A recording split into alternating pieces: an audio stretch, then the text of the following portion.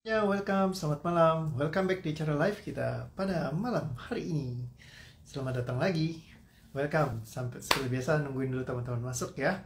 Dan seru banget hari ini udah dipublish videonya sama Bang Lutfi Agisal. Kemarin kan kita sempat bikin konten gitu ya. Terus dari Bro Lutfi udah dipublish sekarang. Jadi teman-teman kalau mau bisa datang lihat di Facebooknya, YouTube-nya dia. Ya di YouTube-nya Bang Lutfi udah ada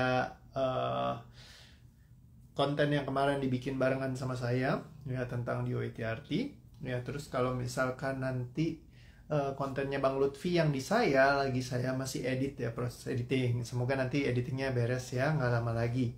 Karena yang ini editingnya agak challenging karena tracknya itu berbeda terpisah, jadi ada banyak banget gitu. Sulit untuk dijelaskan ya kayak gitu. Di DOETRT nanti ada ya, jadi tunggu sebentar karena memang kita lagi masih mempersiapkan terutama YouTube ya. Jadi teman-teman kalau ada YouTube yang apa teman-teman punya ya silakan ada join di YouTube-nya DOE.TRT ya. Tapi di sana nggak pakai DOE. Ya, masih DOE spasi TRT. Jadi cari yang followernya 11.000 ya, masuk ke sana ya silakan. Bagi linknya dong kok, nanti aku kasih ya. Tinggal cari sebenarnya di YouTube, masukin aja Lutfi gitu ya, Lutfi Agizal, nanti muncul ya. Jadi seperti itu bisa ngeliat. Ya jadi ada diskusi sejenak ya, dia nanya-nanyain kayak kenapa sih kok developing sistem DOETRT terus seperti apa sih. Nah saya cukup jelaskan lumayan banyak lah di sana gitu ya, ngejelasin. Oke, selamat malam semuanya. Ada Kak Betty sudah datang juga. Halo Kak Betty, Kak Reva, Kak Ririn, Kak Yatika, ada Kak Elin, Kak Noviana, Kak Rani, welcome Kak Adinata. Oh, ini kayaknya kemarin pernah datang juga ya Kak. Selamat datang. Ya, terus welcome semuanya buat yang lagi baru aja join ya, semuanya selamat datang.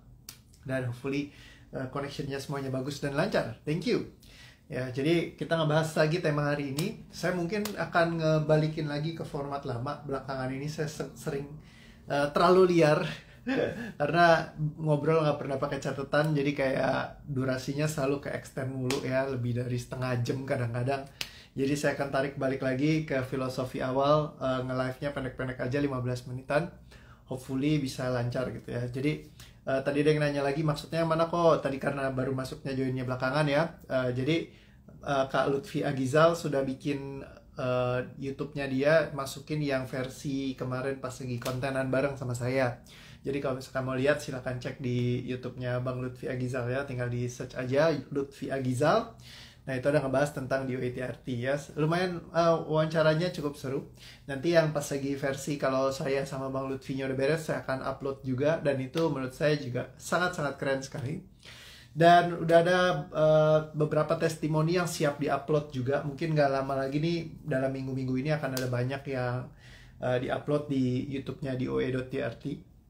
Ya mungkin nggak pakai dot di sana, selama ini masih pakai yang di DOA spasi TRT. Ada dua ya teman-teman kalau di search, karena kemarin baru dikasih YouTube-nya sama Cici Lisaci, karena dia bilang nih buat kasih supaya teman-teman lebih gampang lagi masuknya gitu ya. Dia punya YouTube udah nggak digunakan lagi ya, jadi dia kasih blessings banget buat kita gitu ya. Dia bilang udah nggak dipakai sama saya, ini buat kamu aja, buat DOETRT supaya bisa lebih berkembang lagi kata dia gitu. Jadi kita dapat YouTube yang udah ada 11.000 subscriber lebih. Jadi teman-teman bisa gabung nanti, semoga lebih banyak lagi subscribernya ya, isinya yang bisa ikutan masuk juga. Ya seiring juga nanti saya akan banyak upload, banyak update video-video yang baru ya, biar lebih bisa belajar lagi. So welcome buat semua yang masih baru pertama kali gabung ya, selamat datang. Ya di sini kita live setiap hari sekitar pengennya cita-cita saya sih 15 menitan, tapi kadang-kadang kebablasan sampai setengah jam ya. 40 menit ya, harap maklum ya. Tapi sekarang saya coba untuk repress supaya nggak terlalu lama ya, karena takutnya dari kemarin ada yang ngomong coach ini udah overtime. Oke, ya udah biar kita pendekin lagi ya. Nah jadi temanya akan bebas ya, random. Dan tema hari ini adalah ngebahas tentang, masih ngebahas di persoalan kemarin ya, kita bahas tentang percintaan ya. Kalau kemarin sempat kita ngebahas tentang cinta yang apa, cinta masa lalu ya, yang pernah pacaran apa segala macam, mantan susah dilupakan. Kemarin kita bahas itu ya. Nah sekarang hari ini saya ngejawabin pertanyaan lagi seorang sahabat saya. Kita diskusi bareng kata dia. Dia bilang kok cinta itu bisa hilang, ya kan? Udah nggak kayak dulu lagi rasa cintanya gitu ya. Nah, jadi teman-teman, seringkali di masa sekarang itu orang sering menyalahartikan cinta dengan suka. Ya, suka sama cinta dua hal yang berbeda. Ya, cinta itu adalah sesuatu yang di-develop dan butuh waktu. Ya, misalkan contoh ya, ketika orang mencintai seseorang, misalnya kayak paling gampang kalau kita ngelihat zaman sekarang itu banyak banget orang, ya gue jadian sama dia karena gue cinta sama dia, terus baru kenal, terus nggak lama langsung memutuskan untuk menikah. Ya, sering banget kayak gitu. Karena apa? Pasti sudah Tuhan jodohkan, kalau nggak kita tidak mungkin ketemu, ya kan? Biasa paling sering dipakai kalimat itu, kalau bukan karena jodoh dari Tuhan, nggak mungkin kita dipertemukan. Kalau kita dipertemukan, sudah pasti jodohnya Tuhan. Ya, pertanyaan saya, orang yang kena tipu juga ngomongnya gitu ya, dipertemukan, dijodohin sama Tuhan, ketemu sama tukang tipu. Misalnya kayak gitu. Ya enggak, teman-teman, ya kan? Kalau semuanya kita bilang jodohnya yang dikasih sama Tuhan, apapun yang proses dalam kehidupan kita, itu nggak semuanya selalu jodoh yang dikasih Tuhan. Kalau semuanya jodoh kasih Tuhan, nggak ada orang yang susah, semua orang seneng gitu ya, semuanya happy gitu ya.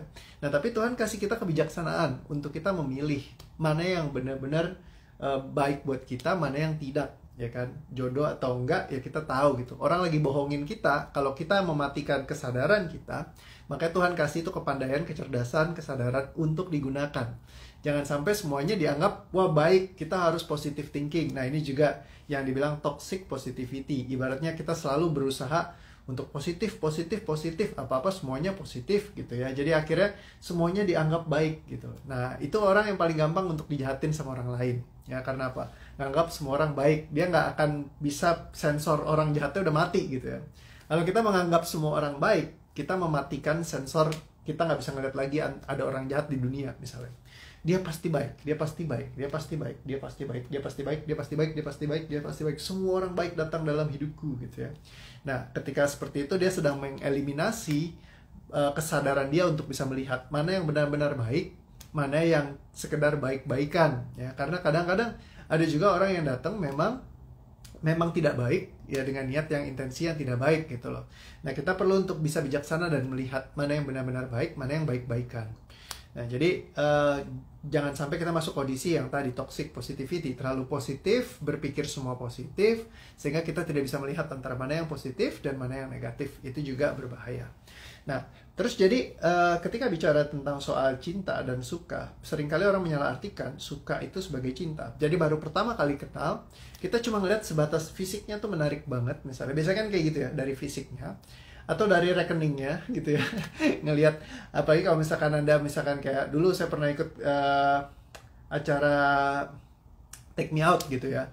Anda kalau lihat yang yang masuk panggung Take Me Out, kalau misalkan begitu datang ganteng, terus pengusaha bisnisnya banyak, income besar ya, terus misalkan bayar pajak sebulan lebih dari 500 juta misalnya, bayar pajaknya sebulan lebih dari 500 juta. Apa yang dirasakan? Wah, langsung pasti nyala semua tuh lampunya, nggak ada yang mau matiin. Karena wah, ini cita rasa orang sukses banget, langsung tiba-tiba tertarik gitu ya. Kalau misalkan perempuan langsung tertarik sama laki-laki itu. Kalau misalkan begitu juga sebaliknya, begitu yang datang cantik, seksi ya kan, terus juga bertutur katanya halus misalkan, yang cowok langsung luluh, lampunya nyala semua gitu ya. Take him out, take me out. Karena apa?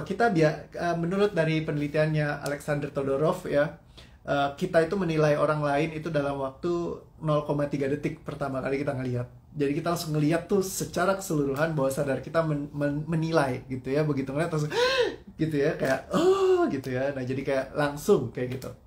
Nah, jadi begitu langsung tertarik, nah disitulah ya kita ngerasa suka dan doyan. Nah, seringkali jatuh doyan, jatuh suka kita salah artikan dengan jatuh cinta. Makanya banyak orang yang buru-buru menikah akhirnya nggak jadi. Ada gak yang jadi? Ada juga ya kan. Misalkan kayak contohnya jadian nih lama banget gitu ya, nggak putus-putus sampai puluhan tahun, saling seneng, saling suka, match kompatibel banget. Nah, itu juga ada ya kan.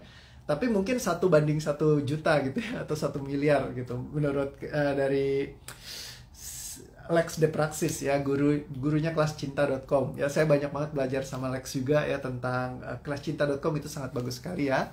Saya rekomen dari zaman dulu, saya waktu masih susah untuk disukai orang lain ya kan, hidupnya masih acak-acakan, ngegembel, itu wah, itu kayak menyedihkan banget. Nah karena ketemu beliau, terus ketemu juga kayak Kay, Lex Praxis, sama si Jet Fatlev, itu banyak banget belajar dari sana ya. Jadi kontribusinya cukup banyak dalam hidup saya, terutama tentang urusan percintaan ya.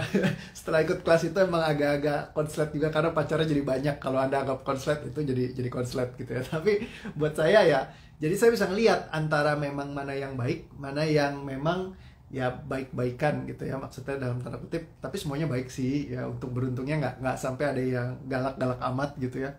Nah cuman saya jadi bisa ngelihat mana yang benar-benar opsinya tuh, karena Anda punya banyak opsi gitu. Kadang-kadang kan kita pengen, kalau dulu saya selalu berpikir, gue pengennya begitu jadian, pacaran, terus sampai menikah dan sampai selama-lamanya kayak gitu ya. Jadi itu yang saya pikirkan seperti itu. Nah jadi, tapi sebenarnya cinta itu sesuatu yang didevelop.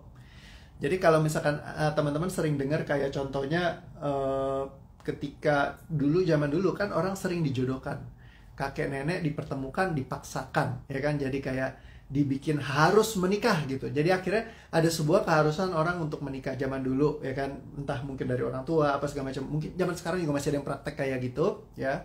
Nah dan di masa sekarang ketika dijodohkan seperti itu, banyak banget yang di masa lalu, dan banyak banget orang yang kayak merasa kecewa, marah pada awalnya, tapi akhirnya sampai mereka jalan barengan apa segala macam, mulai mengenal satu sama lain, terus sampai akhirnya jatuh cinta bersama, dan sampai ketika mereka tua, peot, bau, ibaratnya mau, bahkan kalau mati maunya dikubur barengan gitu ya, saking sayang banget gitu. Terus kalau yang satu meninggal, nggak lama yang satunya ikutan meninggal juga ya, udah saking kayak wah, udah kayak menemukan belahan jiwanya kayak gitu ya. Nah jadi ketika masuk kondisi seperti itu teman-teman, itulah yang dibilang dengan cinta. Memang sesuatu yang develop, bukan sesuatu yang muncul instan tiba-tiba. Kalau itu namanya doyan atau suka ya. Ketika kita doyan, kita suka, kita senang, akhirnya kita misalkan memutuskan untuk mau kenal lebih lanjut, ya udah. Terus kalau misalkan match banget, bahkan ketika dia tidak pernah berubah pun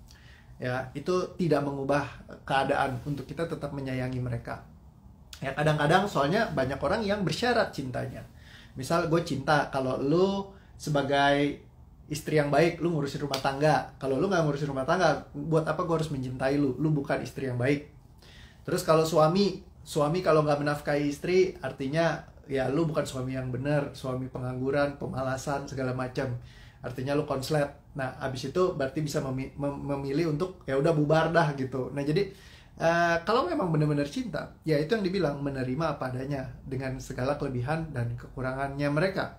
Contoh, saya banyak belajar banget ketika saya ngeliat dari kemarin ya, Kak Saradi sama Bang El Ibnu ya kan, ketika semua wanita menghindari laki-laki ini. Karena Bang El dulu waktu pas lagi tenar, penyanyi yang hebat banget ya kan, suaranya bagus, semua orang mengeluh-elukan dia hebat gitu ya. Tapi semenjak waktu kena sakit stroke, nggak punya uang lagi, dalam keadaan yang susah, bahkan sampai ditaruh di panti jompo gitu ya, padahal di usianya yang sangat muda. Tapi ada orang yang istilahnya datang dengan tulus, mau ngambil dia keluar dari panti jompo itu, terus berusaha banget untuk bisa survive barengan sama dia, dan bahkan memilih untuk ya udah kita menikah gitu ya. Tahun depan mereka berencana untuk menikah, nggak tahu ya, semoga lancar semua prosesnya gitu. Nah saya juga nggak tahu sih akan kemana perjalanan cinta mereka gitu. Cuman ketika di dalam keadaan sulit pun mereka bisa menerima pasangannya. Nah itu juga sesuatu yang mungkin nggak semua orang bisa punya kondisi seperti itu. Kalau misalkan mereka punya pemahaman bahwa cintanya itu harus bersyarat, karena A, karena B, karena C, karena D gitu ya. Kalau misalkan enggak, berarti wah ini konslet atau ngaco misalnya kayak gitu ya. Saya ngelihat orang stroke itu dalam keadaan kayak nggak bisa apa-apa ya. Mas El juga cuman ngomong hanya bisa pakai jarinya doang buat disentuh di handphone, ngomong bicara juga nggak bisa. Tapi bagaimana dia tetap bisa menyayangi orang dalam keadaan seperti itu, harus diurusin karena di kursi roda, harus dimandiin segala macem kayak gitu. Nah, ada kenalan saya yang lain tuh dia marah-marah gitu. Ini suami gua begini begini begini setiap hari, cuma bilangnya I love you, aku cinta kamu, aku cinta kamu. Tapi nothing, nunjukin cuman ngomong doang, nunjukin kagak, kerjanya nggak ada kerjanya, dia bilang kayak gitu. Tiap hari cuman nganggur doang, nggak ngapa-ngapain. Giran ditanyain punya duit nggak ada, bullshit cintanya, kata dia begitu. Ya, nah, dan ketika seperti itu ya saya kisahkan kisahnya si Bang Lutfi ini. Saya bilang udah bagus suami lu tuh nggak lumpuh tau gak. Kalau misalkan dia cuman mager doang nggak bisa ngapa-ngapain, lu bayangin nggak gitu. Ini dia masih bisa aktivitas loh. Masih dia bilang duit tuh kurang. Iya memang kurang, dia udah kerja gitu ya, duitnya masih kurang. Tapi minimal dia bantu bayarin listrik, bantu bayarin air, bantu nyuci-nyuci, ya kan? Yang kayak gitu-gitulah yang sederhana. Memang dia nggak bisa support di soal keuangannya dengan sempurna gitu ya. Tapi ya masih lebih mending lah daripada dia stroke loh gitu kan. Saya bilang opa saya, karena opa saya dulu 16 tahun dia stroke. Ya, waktu dulu ketika dia stroke itu 16 tahun nggak bisa ngapa-ngapain, di kursi roda doang, cuman duduk doang di kursi roda, harus dimandiin, berak mesti dicebokin. Iya, 16 tahun, Anda bisa bayangin nggak? Jangan dibayangin, please tolong jangan dibayangin. Ya biarkan itu orang lain saja. Cukup oma saya saja sama opa saya. Tapi ya mereka terus bersama terus gitu ya, sampai tua, sampai opa saya meninggal gitu ya, sampai oma saya nggak ada kayak gitu. Bahkan oma masih sering cerita tentang si opa kayak gitu. Ya jadi kayak perjalanan orang tuh memang kayak misterius ya, beda-beda. Tapi kalau misalkan kita kayak menempatkan kayak gitu ya, syarat-syarat tertentu, nah itulah yang bikin seperti itu. Cinta itu pakai perasaan, bangun cinta pakai penghasilan, katanya Kak Vera. Ya mungkin ada yang bisa seperti itu juga. Ada juga kenalan saya yang lain yang memang istrinya sangat-sangat kaya sekali gitu ya, kayak sangat-sangat wealthy ya, perusahaannya banyak gitu ya di berbagai wilayah di Jakarta waktu itu, cabang-cabangnya, dan uangnya tuh sangat-sangat banyak. Nah suaminya itu dipensiunkan sama dia. Nah tapi begitu dipensiunkan, nggak ada tuh istilahnya nagi-nagi suaminya disuruh kerja apa segala macem, kamu nggak berusaha apa segala. Ya udah suaminya cuma tiap hari nemenin istrinya doang, jalan-jalan, have fun, bantu nganterin ngurusin urusan pembukuan segala macam. Suaminya bantunya lebih banyak kayak ya menikmati hidup aja, jadi kayak partnernya si istri ini gitu ya. Nah tapi dari situ mereka bahagia, mereka nggak peduli apa kata orang gitu ya, mereka cuman kayak ya menikmati bersama aja kayak gitu. Nah jadi kadang-kadang ada juga yang seperti itu kondisinya, karena apa, istrinya tidak memilih untuk mengecilkan dirinya. Mungkin suaminya nggak bekerja, tapi bukan berarti dia juga mengecilkan dirinya, karena si suaminya naik terus cung ya kan, dia naikin semuanya jadi asik, jadi seru, akhirnya jadi bertumbuh sama-sama kayak gitu. Nah jadi yang paling penting adalah nomor satu nih juga, kalau misalkan bicara tentang dipupuknya pakai uang, kapanpun uang tuh menjadi faktor yang signifikan dalam hidup Anda. Bukannya saya bilang uang itu tidak penting, tapi di saat Anda merasa kalau misalkan cinta itu harus dipupuk pakai uang, atau cinta harus bangunnya harus pakai penghasilan, nah artinya Anda sedang melimitasi segala kemungkinan yang lainnya. Bisakah Anda tetap mencintai walaupun istilahnya tanpa uang Anda bisa mencintai orang kok, ya kan? Nah uang itu kayak sesuatu yang akan membuat Anda lebih kayak mengeskalasi aja gitu. Kalau ngomong lu sih enak Reo, ya kan, duit lu banyak misalnya begitu ya, nggak juga kali ya kan, dan zaman gue susah juga gue bisa mencintai orang kok kayak gitu ya. Ya jadi seperti itu. Jadi adalah sebuah kebohongan kalau cinta itu harus ada elemen uang di dalamnya dimasukkan. Ya, jadi ketika kita mengeliminasi itu, justru kita bisa memilih untuk mencintai, dan dari kita mencintai mungkin itu menjadi energi dorongan kita sendiri untuk kayak makin bertumbuh, makin menggila lagi. Karena apa? Kita nggak akan tega ngelihat orang yang kita cintai itu dalam keadaan sulit, ya kan? Kalau misalkan kita ya kita akan lakukan yang terbaik lah istilahnya, yang kita bisa gitu semampunya kita. Tapi bukan berarti artinya kalau misalkan nggak melakukan yang terbaik juga artinya mereka konslet, misalnya si itu tidak melakukan yang terbaik berarti dia tidak mencintai aku, yang kayak tadi ya yang orang bilang itu nothing, ya kan, apa bilang I love you nothing kata dia gitu. Nah jadi nggak seperti itu juga kayak gitu. Nah, jadi kapanpun Anda mengaitkan cinta itu butuh pengorbanan, semuanya diterima, disadari, yang pesannya diikhlaskan, lepaskan, tarik nafas pelan dan lepaskan. Kapanpun Anda bergerak dari energi di mana Anda merasa diri Anda sedang dikorbankan, kayak inilah korban sembelihan, ya kan? Ini yang harus melakukan semuanya, dan yang itu tinggal enak-enak saja. Kapanpun Anda masuk dalam energi ini, sadari, terima, ambil pesannya, ikhlaskan, cabut, batalkan, tidak katakan, lepaskan, musnahkan, tarik nafas pelan dan lepaskan. Dan kapanpun Anda masuk ke energi di mana gila, energi siapa nih kenceng banget. Kapanpun Anda masuk di pemikiran, pemahaman, perasaan, kejadian di mana cinta itu harus dipupuk dengan uang atau segala hal yang berkaitan dengan itu. Kalau mau cinta membutuhkan uang, harus dikasih uangnya dulu baru dicintai atau semacamnya.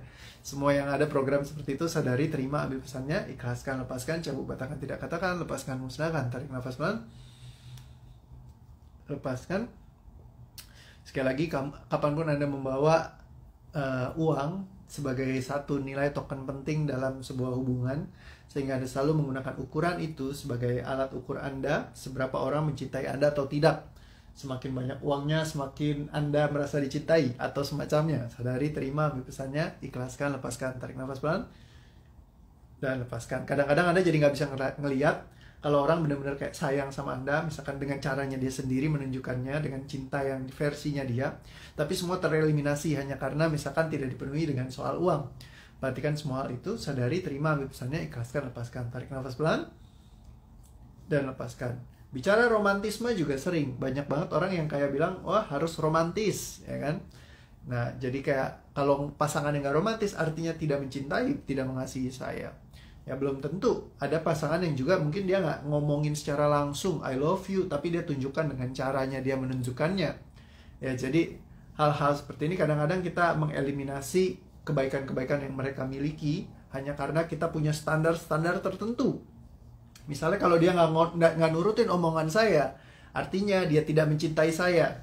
Ya, jadi ini dia bilang kalau if this then that. Kalau misalnya di NLP itu disebutnya apa ya? Saya lupa istilahnya. Pokoknya ya maklumlah, saya bukan trainer yang baik ya. Dan semua rasa yang muncul, pemikiran yang ada, semua disadari, diterima, pesannya diambil, diikhlaskan, dicabut, dibatalkan, tidak katakan, dilepaskan, dan ini musnahkan. Tarik nafas pelan dan lepaskan.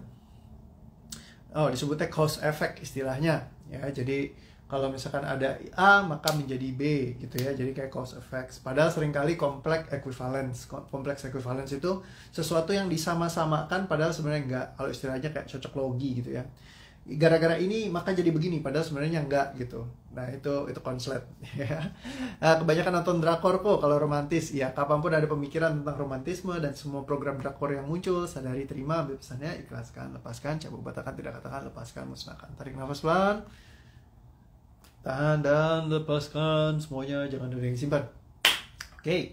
So mungkin itu yang kita bahas hari ini. Jadi kapanpun Anda menyalah artikan mana cinta dan mana suka, dan Anda kebingungan karenanya, sadari, terima, ambil pesannya, ikhlaskan, lepaskan. Tarik nafas pelan dan lepaskan. Kapanpun Anda tidak mengizinkan diri Anda untuk menyadari bahwa cinta adalah sebuah proses yang Anda lakukan, yang didevelop dari sebuah hubungan, bukan cuma sekedar sesuatu yang instan, ketemu saat itu juga, detik itu juga, dan semua yang tidak mengizinkan Anda menyadarinya. Terima, ambil pesannya, ikhlaskan, lepaskan. Tarik nafas pelan dan lepaskan. Cinta itu sebenarnya cuma sekedar ya elemen-elemen di pikiran kita aja. Sebenarnya itu sesuatu yang bisa di-create gitu kalau Anda mau, ya kan, bisa Anda ciptakan sendiri. Ya, kurang lebih seperti itu. Nanti kapan kita bahas lagi tentang itu. Ya, semoga bisa dapat sesuatu dari hari ini. Dan sampai ketemu lagi besok, kita ngobrol-ngobrol hal yang lain lagi yang seru-seru juga ya. Thank you. Kalau misalkan ada tema-tema yang teman-teman pengen bahas juga, silakan Anda kirimkan ke dewa.trt di Instagram ya untuk bisa ditanyain. Nanti saya akan coba jawabin. Jangan message saya di Facebook karena saya jarang banget buka ya, benar-benar kayak jarang, super jarang. Jadi kalau misalkan Anda kirim mungkin saya nggak akan kebales mungkin ya. Jadi lewat IG aja lebih banyak. Oke, sip, thank you. Hopefully lebih seru lagi, lebih asik lagi hidupnya ya. Be happy always teman-teman semua. See you again. Dadah.